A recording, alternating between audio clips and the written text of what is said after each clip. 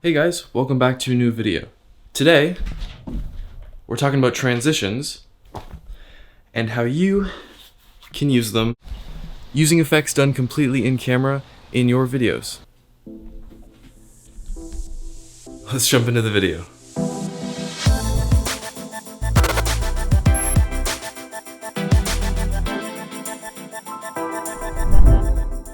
In-camera transitions. These are transitions and effects you can do in your videos just by moving the camera in a certain way and then cutting it at the right point. So I'm going to show you how I did every one of those effects you just saw. And the best part is you don't need any special editing software. You just need something that can cut clips, which is pretty much any editing software, even free ones. So if you have a camera and a little bit of patience, you can do these too. So the tough part about these is that the effects are really made in camera, which means you don't necessarily know if you nailed it or not until after you filmed it and you bring it into your editing software to look back on it. And then by that point, you can't really fix it. So if it doesn't line up once you're editing, you're gonna have to go back and film it again. So there's a few things you should do to make sure you get it right the first time. And make sure you're in a place where the lighting isn't gonna change drastically. So if it's a cloudy day and you're using window light and clouds keep passing over the sun and it goes from dark to light, just be careful with that because the transition will be very obvious if in the first shot it's bright and then you do the cut and now all of a sudden it's a lot darker. Next, you're going to want to know when you're cutting and you're going to want to freeze in that position and just look at your viewfinder. Just find some marker on the screen. You can, freeze in a certain spot and be like, okay, my hand kind of lines up with the corner of the shelf behind me. So I just got to remember that's where it is.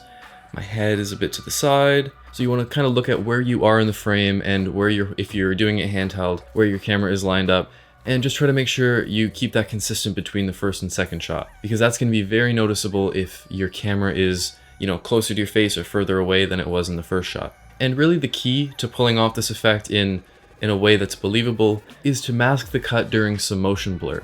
So when you're moving the camera around and it becomes a little blurry, that is the perfect time to cut, because it's a lot easier to mask the cut between motion because things are all moving anyways. So if things move a little bit from the first clip to the second clip, your eyes aren't going to catch it as much. Now, when you're editing and choosing where to cut the clip exactly, make sure that the motion stays consistent all the way throughout. If you cut the first clip a couple frames too late and then the second clip a couple frames too early, you're going to see some repeated motion. So in the clip where I grab my hat, if I went to grab the hat and my hand is here going like this, and then I cut and my hand is back here doing the motion, that's going to be very obvious because you're going to see my hand go from here and then cut back to this spot. Same thing goes if in the first clip I really aggressively go to grab the hat, my hand is really fast, and then the second clip I just kind of go like that and it's slower. You have to keep the speed and timing consistent between the two clips. Also, pay attention to your framing. Now, if it was a little bit off before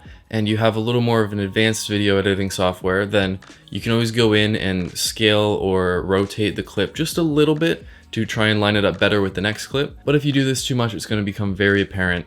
So like I said before, you want to get this effect done in camera and you don't want to have to worry about it too much in editing. And to really make sure you stay in the same spot, try and have someone with you there so that when you want to cut, you can freeze in the spot that you ended the first clip in and just stay in that spot until someone passes you the item or whatever it is. That way you don't have to worry about, walking over and grabbing, I'm going to use the hat example again, going over and grabbing the hat and coming back and trying to be in the same spot as you were before. If you just have someone ready to pass the item to you, or you have the item sitting right next to you just out of frame, then it's going to be much easier to stay in that same spot. And my last bit of advice for the sort of whip pan transition where I rotate the camera down and then it goes into the next clip. This one's really easy. Just make sure, again, you cut when the clip is at its most blurriest in the motion, and then also just make sure you're panning in the same direction. So if I'm holding the camera here and I tilt it down for this clip, then in the next clip, I'm going to start with the camera pointing up at the sky and rotate it down towards my face. So it continues that same motion. Same if I was doing a whip pan side to side, I would have the camera here and I would start filming this way. And then in the next clip, I would start over here in my new location and keep going this way. This is what I mean when I say if you don't nail it while you're actually filming, you can't really fix this in editing.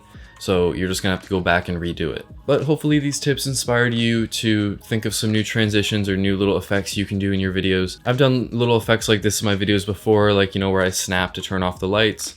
It's just me snapping, looking at the frame where my hands are and where my face is, and just trying to remember that. Then I go turn off my lights, come back and snap again in that same spot and just put it together. Same thing. If you guys like this video or if you learned something, please hit the like button, comment below what you thought. If you want to see more videos like this, hit the subscribe button. Thank you guys. I think we're at like 2,700 subscribers. I meant to say thanks for 2,000 subs, but then it just flew by. So thanks for 2,000 and 2,500, and